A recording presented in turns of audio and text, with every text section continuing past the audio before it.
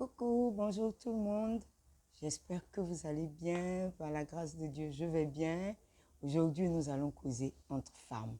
Le Saint-Esprit m'a envoyé vers une personne de la Bible qu'on étudie rarement et c'est Abigail, en 1 Samuel 25.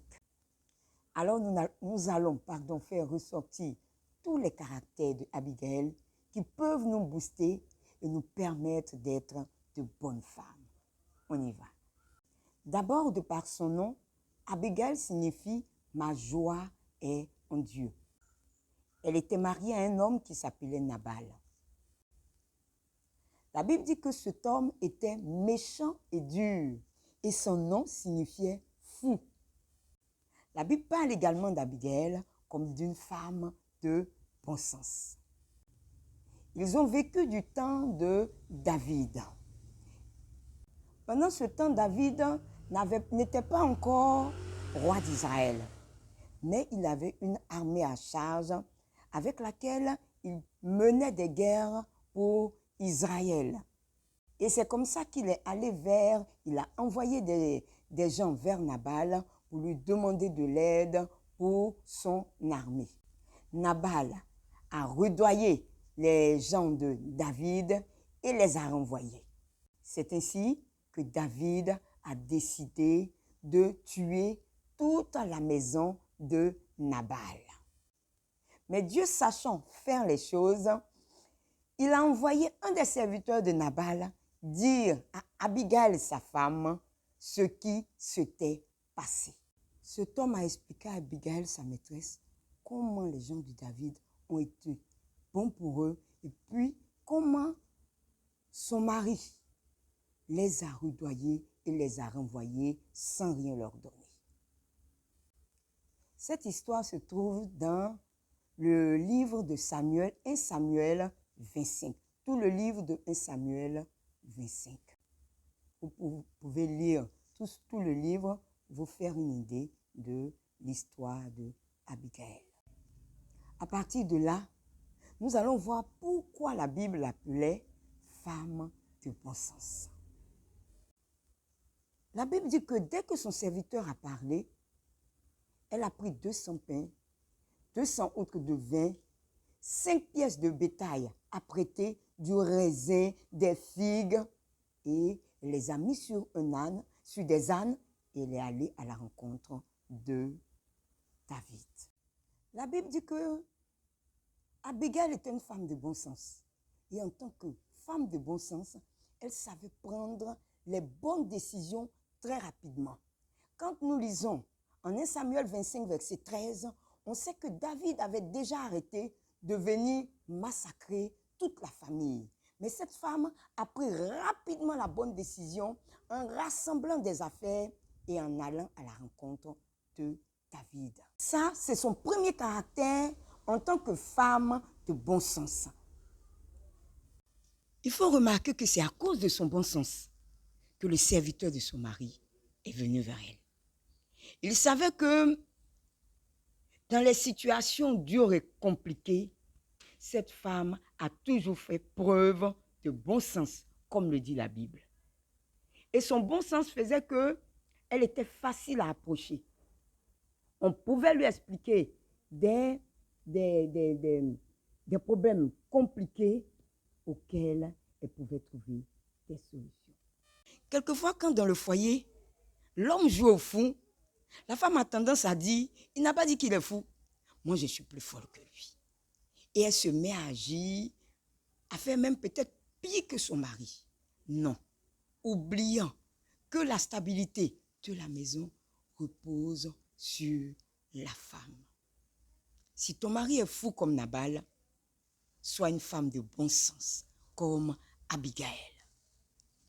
Abigail savait que la stabilité de sa maison dépendait, elle, de son bon sens. Et pour sauver sa maison, elle a pris toutes ses affaires, les a mis sur des ânes et est allée à la rencontre de David.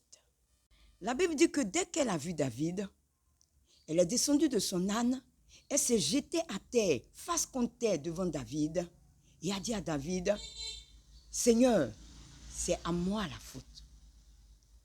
Là, elle prouve encore son bon sens. Elle prend la responsabilité de ce que son mari a sémé dans sa folie. Elle n'a pas suivi son mari dans la folie, mais elle a pris la responsabilité du dégât qu'il avait fait. Elle a dit à David de ne pas regarder à la méchanceté de son mari. Mais c'est parce qu'elle, en tant que femme, elle n'a pas vu venir les envoyés de David. C'est pour cela que cette situation est arrivée. Tout en demandant pardon à David de ne pas verser inutilement du sang. Elle a su parler au cœur de David en tant que femme de bon sens. La Bible dit qu'en posant cette action, elle n'a même pas informé son mari. Je suis en train de te dire qu'il y a des actions à poser où tu n'as même pas besoin d'informer ton mari. Parce que tu sais que cette action-là va sauver toute ta maison. Ton mari peut être quelqu'un de très dur dans le donner. Mais Dieu peut te pousser pour sauver votre maison, pour sauver votre vie, peut te mettre à cœur. Peut-être une offrande à faire, une alliance à tisser avec Dieu. Mais tu peux être réticente en te disant, si je dis à mon mari, certainement il ne va pas accepter. Mais laisse-moi te dire qu'Abigail a sauvé sa maison sans regarder à son mari. En tant que femme de bon sens, c'était une femme humble. On a vu comment elle s'est prosternée devant David. Comment elle a demandé pardon avec son cœur à David. Elle n'est pas restée, elle n'a pas regardé David de haut en comptant sur les biens de son mari. Elle aurait pu dire à David, mon mari a des biens, il a des serviteurs qui peuvent se battre avec toi. Elle savait que David était un oint de l'Éternel. Elle savait que David avait été choisi comme roi d'Israël. Et devant lui, elle était humble. Elle ne parlait pas par rapport aux richesses de son mari, mais parlait en ayant la crainte de Dieu. Femme est la crainte de Dieu. La Bible dit que les richesses que nous avons sont passagères. Les richesses que nous avons ne peuvent pas nous donner la vie. Mais quelquefois, nous comptons sur les biens que nous avons pour être arrogants, pour parler mal, pour regarder les autres de haut. Mais Abigail ne l'a pas fait. Abigail a parlé humblement à David. En tant que femme de bon sens, Abigail avait appris à ne jamais se venger elle-même. Certainement que son mari était dur avec elle. La Bible dit que c'était quelqu'un de méchant et de dur. Certainement qu'il la rudoyait, certainement qu'il lui parlait mal, certainement qu'il était méchant avec elle. Mais jamais elle n'a pensé à se venger d'elle-même. Et quand nous lisons la fin de l'histoire, Dieu, à qui appartient la vengeance, Dieu, à qui appartient la rétribution, a vengé Abigail. La Bible dit que quand elle a raconté comment elle est allée à la rencontre de David, comment David avait résolu d'exterminer tous les membres de la famille, la Bible dit que son cœur est devenu dur comme un caillou. Et 10 jours après, il est décédé. Je suis en train de te dire, femme, que tu n'as pas besoin de te venger de ton mari. Dieu tient chacun de nous. Dieu connaît le cœur de chacun de nous. Tu n'as pas besoin de rendre à ton mari ce qu'il te fait. Quelquefois, tu es tellement blessé que tu te dis, tu te tournes vers la vengeance personnelle en rendant à ton mari ce qu'il te fait. Mais toi qui rends à ton mari ce qu'il te fait, est-ce que ça comble la blessure? Est-ce que ça guérit ta blessure? Non, ça ne guérit pas la blessure. La Bible dit que c'est Jésus seul qui peut guérir le cœur brisé. Alors si ton cœur est blessé, si ton cœur est brisé, C'est mieux de mettre ce cœur-là devant le Seigneur. C'est mieux de dire, Jésus, mon cœur est blessé par ce qui se passe dans mon foyer. Aujourd'hui, je viens à tes pieds. Je dépose mon cœur devant la croix. Le Seigneur lui-même va te montrer le moyen, va par son esprit guérir ton cœur pour que cette douleur la quitte. Abigail ne s'est pas vengée, mais Dieu a décidé de reprendre son mari. Je ne suis pas en train de te dire que Dieu va décider de reprendre ton mari. De toutes les façons, nous sommes sous la nouvelle alliance. Et Dieu nous demande de pardonner. Pardonne comme il te sera pardonné. Quand nous voulons que Dieu nous pardonne, apprenons à pardonner aux autres, surtout à nos conjoints, ce qu'ils nous font. C'est important pour la stabilité de la maison.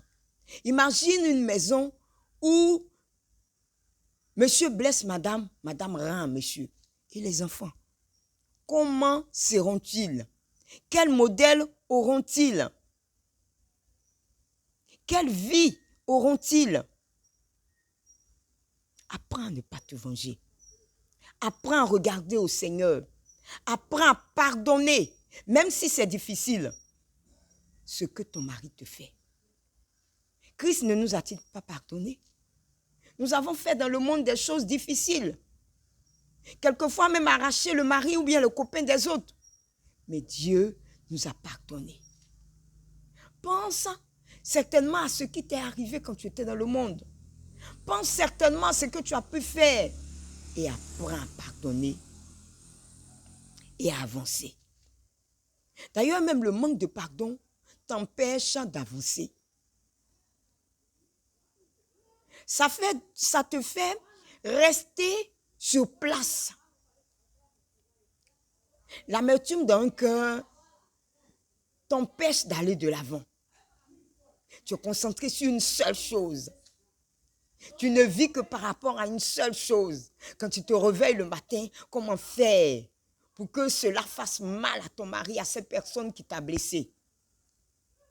Sœur, arrête de vivre pour les autres. Christ a prévu des choses merveilleuses que tu dois accomplir. Le Seigneur a prévu des choses, de grandes choses que tu dois accomplir. Tu as laissé ces choses de côté, tu vis dans l'amertume, tu vis accroché à ton cœur blessé. Parce que c'est ça qui te donne de pouvoir vivre tous les jours. Quitte l'amertume. Actuellement où je te parle, quitte l'amertume. Dépose ton fardeau au pied de la croix. Reviens au pied de la croix. Rentre en toi-même. Regarde ce que tu as pu faire en tant que femme. Regarde comment ton foyer va de mal en pire parce que tu refuses de pardonner. Regarde comment ton foyer va de mal en pire parce que tu refuses de déposer ton cœur blessé au pied de la croix. Je viens t'interpeller, femme. Nous sommes appelés à de grandes choses. Je viens t'interpeller, femme.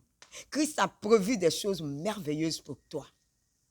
Alors, aujourd'hui, je ne dis pas demain, à partir d'aujourd'hui, quand tu vas finir d'écouter ce message-là, rentre en toi-même. Regarde dans ton cœur, qu'est-ce que tu as à pardonner? Regarde dans ton cœur les choses que tu rends à ton mari. Regarde dans ton cœur l'amertume qui est en train de ronger ta famille. Dépose ton amertume au pied de la croix. Dépose ton cœur blessé au pied de la croix. Et tu vas commencer à entrer dans une nouvelle dimension. Une nouvelle dimension de vie. Une nouvelle dimension où le Saint-Esprit va t'utiliser pour des choses merveilleuses. Tant que tu as de l'amertume dans ton cœur, Dieu ne peut pas t'utiliser pour la dimension qu'il a prévue pour toi. Alors, dépose ce fardeau et rentre dans ta nouvelle dimension. Que Dieu te bénisse. Shalom.